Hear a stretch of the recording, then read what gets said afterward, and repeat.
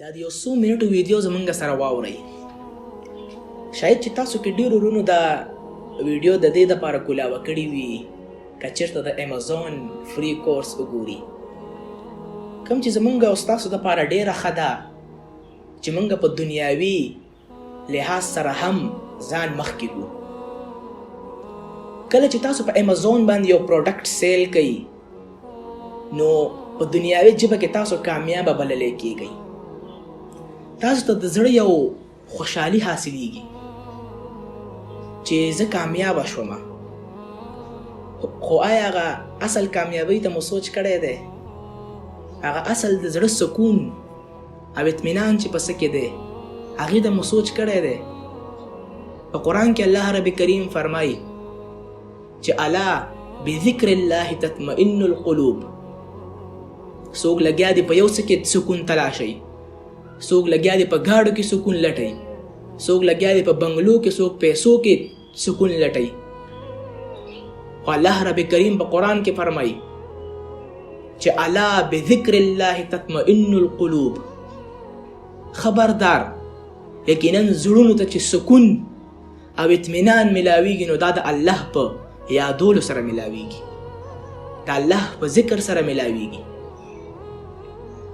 د امازون او د نور کورسونو د ازده کولو دپاره شاید چې تاسو نه پیسې واخلي، خو داسې یو عظیم الشان کورس چې هغه الله زمونږ او ستاسو دپاره بلکل فری کړی دی او بلکل مفت کړی دی، کم کې چې زمونږ یو روپۍ هم نه لګي او کم کې چې زمونږ د دنیا فایده هم ده، د دنیا ګټه هم ده او د آخرت ګټه هم ده.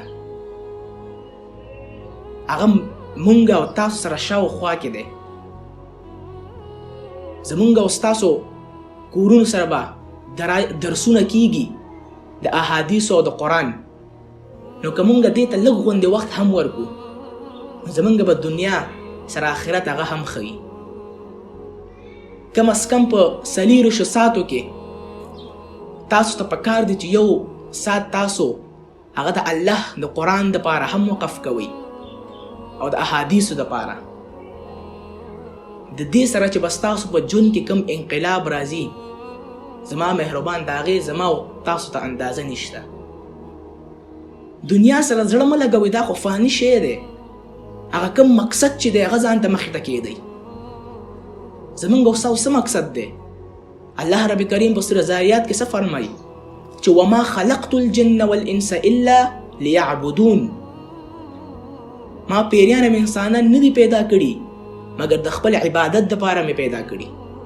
او جامع وایي په نفخة الانس کې وایي لام التعلیل یعبدون را داد، یأکلون نکر د قطعا یاد.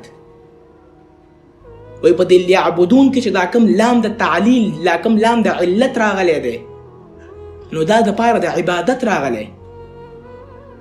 یأکلون نکر د قطعا یاد، خوراک یې نه دی یاد کړی چې انسان ته په دې دنیا کې د خوراک او د څښاک دپاره پیدا یې، ته صرف د یو الله عبادت دپاره پیدا نه، نور خو ضمنن شیزونه دي.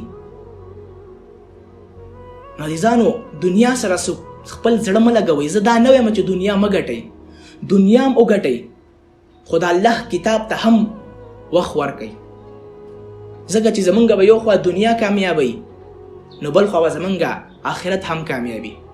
نو الله دې موږ ته په دې څو غوندې خبرو د عمل کولو توفیق راکړي. اقول قولي هذا استغفر الله لي ولكم ولسائر المسلمين فاستغفروه انه هو الغفور الرحيم.